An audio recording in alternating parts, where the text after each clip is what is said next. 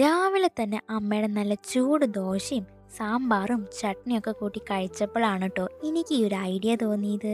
നമുക്ക് ഈ സാധനം എയർ ഡ്രൈ ക്ലേ വെച്ചുണ്ടാക്കിയാലോ? അത് കൊള്ളാലോ അല്ലേ? വേറെ ഒന്നും ആലോചിച്ചില്ല, വേഗം എൻ്റെ പണി അങ്ങോട്ട് തുടങ്ങി കേട്ടോ. അപ്പോൾ എയർ ഡ്രൈ ക്ലേ എടുത്തിട്ട് ഇങ്ങനെ വാഴയിലയുടെ ഷേപ്പിലാട്ടോ ചെയ്യുന്നത്. വാഴയിലാണ് വെക്കുന്നത്. അപ്പോൾ ആ ഷേപ്പിൽ നമ്മൾ ഉണ്ടാക്കി എടുത്തിട്ടുണ്ട്. പിന്നെ നമ്മൾ ഇങ്ങനത്തെ കുഞ്ഞു കുഞ്ഞു പാത്രങ്ങൾ ഉണ്ടാക്കി എടുത്തിട്ടുണ്ട് കേട്ടോ. അപ്പോൾ കുഞ്ഞൻ ദോശയും കുഞ്ഞു കുഞ്ഞു പാത്രങ്ങളൊക്കെ റെഡി ആയിട്ടുണ്ട്. ഇനി നമുക്കൊന്ന് പെയിൻ്റ് അടിക്കണം.